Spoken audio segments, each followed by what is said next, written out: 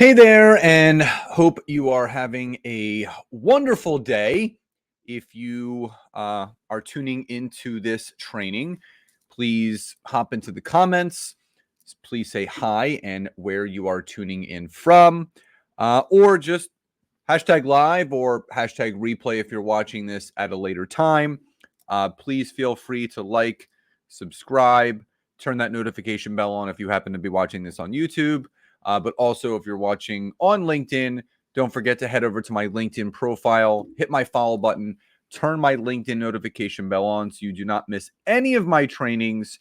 And in addition to that, please don't hesitate to share this video out with those that you feel could benefit from this training. So we have a lot to cover today. Obviously, as you can see by the description of the title, we are going to be discussing the proper ways to leverage LinkedIn polls. And what I can tell you is that, LinkedIn polls are one of those things that really can elevate your business to new heights and new levels when they are leveraged the right way. So, with that being said, buckle up and let's dive on in.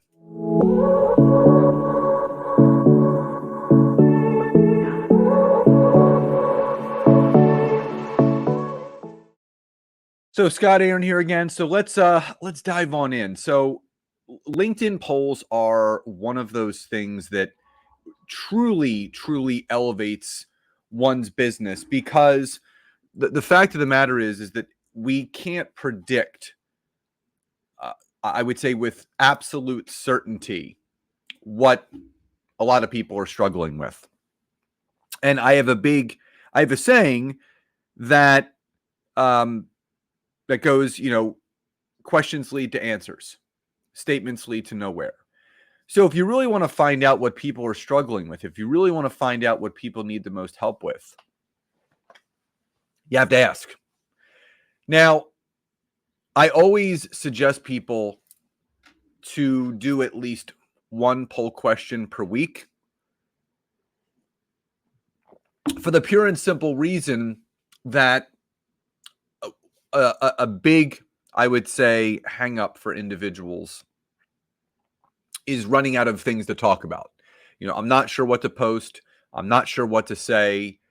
And what I have found is that your LinkedIn poll questions reveal areas of struggle, pain points, things that people need help with, which in turn will give you additional content topics to talk about. So I want to kind of paint you a very clear and direct picture of what this looks like. So I wanted to cover 3 simplistic ways of how to properly leverage LinkedIn polls.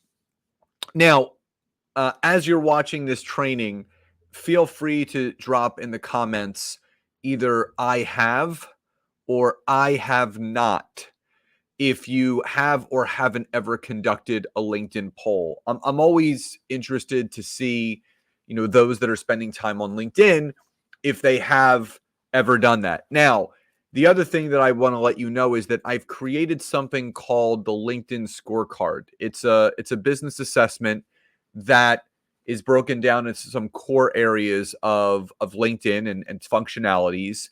It also lets you know, after you go through this assessment, what you need to focus most on. So if you're listening to this, if you're watching this, you can reach out to me. If you're watching this on video, whether it be on YouTube or Facebook or LinkedIn, just drop in the comments the word me, and I can send you the link to the assessment. If you're listening to this on my podcast, send me a DM on Instagram, send me a message on LinkedIn, letting me know that you listened to this episode and you would like the link to take the LinkedIn Scorecard assessment. It's wonderful. It's great.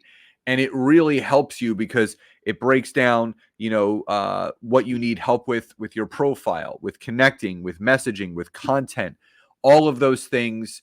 And it will give you more clear direction of what you actually should be focusing on when you're spending time on LinkedIn. So if you're watching on video, drop a me in the comments.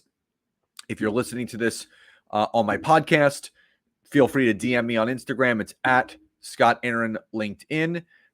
If you want to, send me a message on LinkedIn as well, you can find me on there and you can do that. Or you can even email me, scott@scottaaron.net, and just let me know that you want the link to the scorecard. Now, the 3 simplistic ways to properly leverage LinkedIn polls. So first and foremost,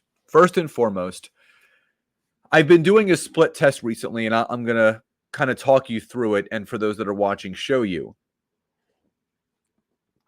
There's 2 different ways that you can actually conduct a poll. So you can conduct a poll on LinkedIn, and you can have 4 different options.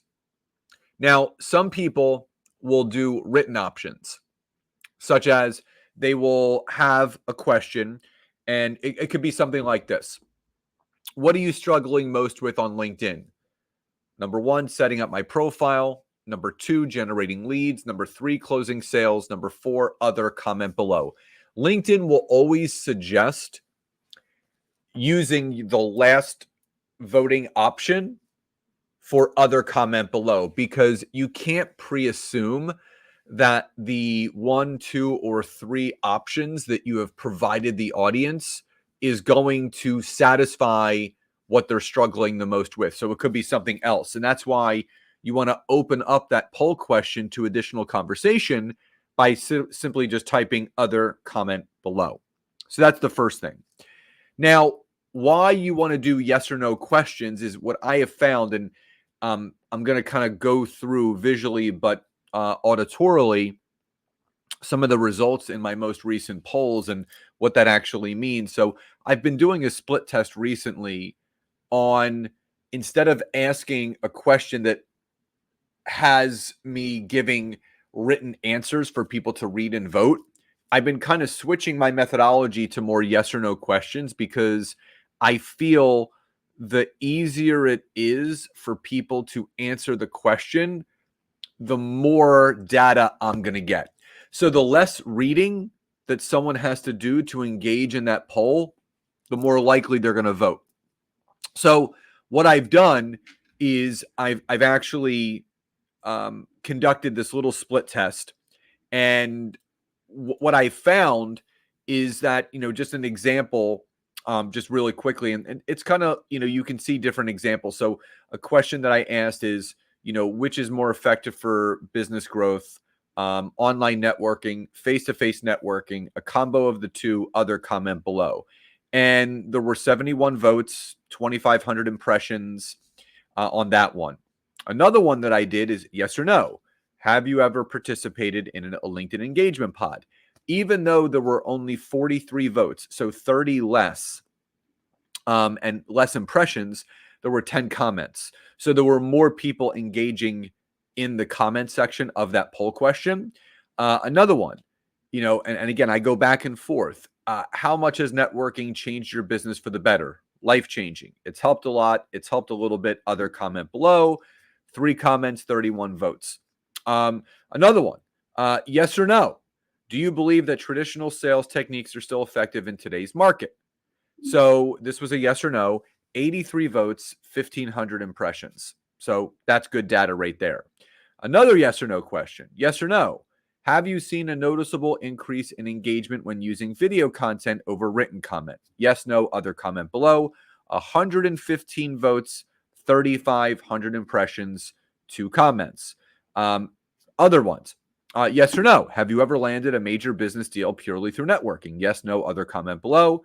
75 votes, 2,300 impressions, so on and so on. There was one that I did.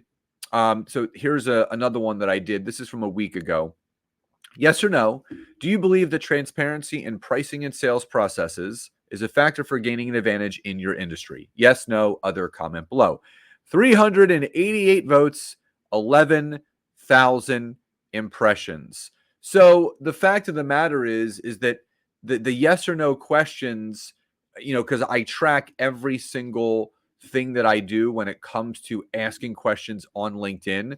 The yes or no questions are definitely more engaging, and I always suggest to do more of those. But do your own split test. Do some written multiple options, but also do some yes or no questions as well.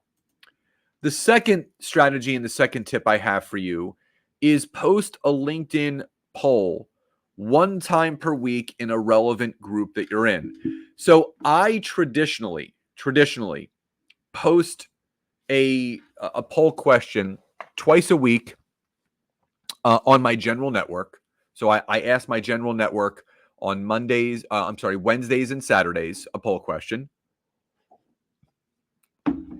But then once a week, I will post a poll question in up to 3 groups that I'm in. So I'm in a ton of groups. I do a lot of kind of split testing to see what groups are engaged, which ones aren't.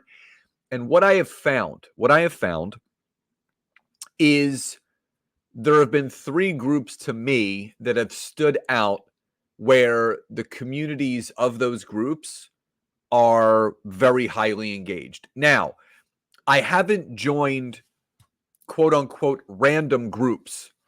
I've joined relevant groups to myself and my business and my skill set. So the 3 groups that I typically will post market research polls in is an online networking group for business professionals, a sales group, and a content marketing group.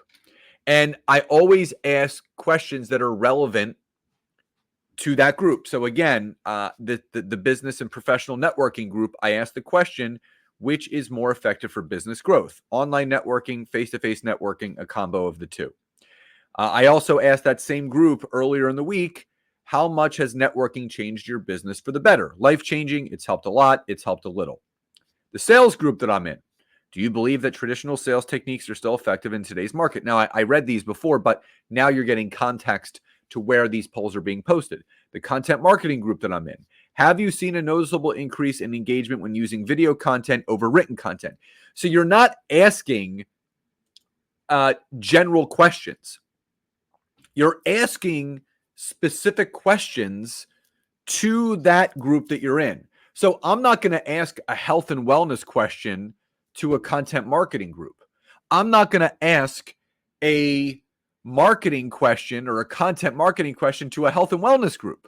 I'm not going to ask a law question to a networking group and vice versa. So make sure that you're posting a poll one time per week in a relevant group that you're in, up to 3 groups, but make sure it's a relevant question. It could be a yes or no question, but it also could be a multi-response written answer question. But again, I've been doing the split testing. I've been looking at both.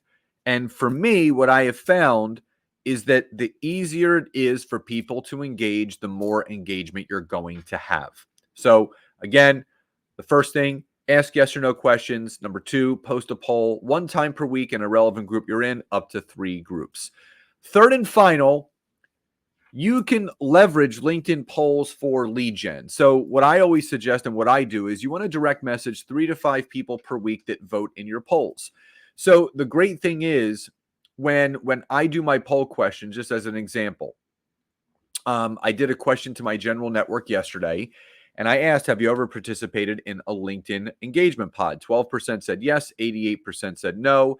I can actually click, if you're the one that created the poll, you can actually click on the poll where it says the amount of votes. I can click on the votes and it'll show me who actually said yes, no, other comment below.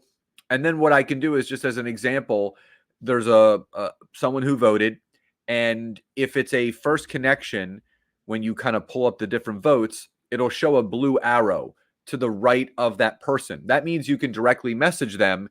And the cool thing is, when you directly message them, it's just a nurturing message.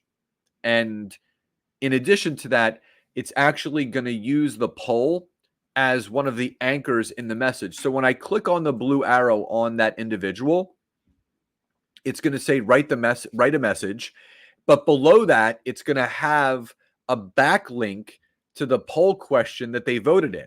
So I can simply just say something like, hi, my friend, I just wanted to say thank you so much for voting in my poll question from yesterday. And then you're just going to leave it open ended. If I can be of any service or help to you or your business in any way, don't hesitate to reach out. And that's it.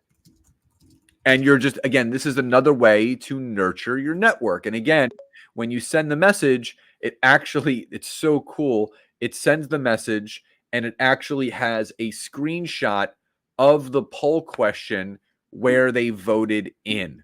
And that's so, again, if you're reaching out to people, using this DM strategy where people are already warmed up, they're already engaged, they're already liking what you're posting, why not capitalize on top of it?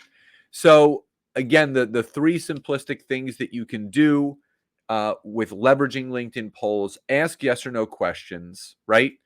Post a poll one time per week in a relevant group that you're in, up to 3 groups if you are in them, and then direct message 3 to 5 people per week that vote in your poll, just nurturing them, thanking them for participating, and that obviously will build more rapport and know, like, and trust. And again, anyone that's listening to this on the podcast, or if anyone's watching this either on YouTube, Facebook, LinkedIn, just drop the word me in a DM or in the comments. If you're listening on the podcast, you can send me a DM on Instagram or LinkedIn, or email scott@scottaaron.net. Type the word me or say, I'd like the scorecard. I've created something called the LinkedIn scorecard. It's an assessment that will evaluate what you need to focus most on with your LinkedIn strategy and what you need the most help with. In addition to that, let me know in the comments or in an email or a DM what you took away most from this training. I hope you found it helpful. Love and gratitude to each and every one of you, and I'll talk to you next time.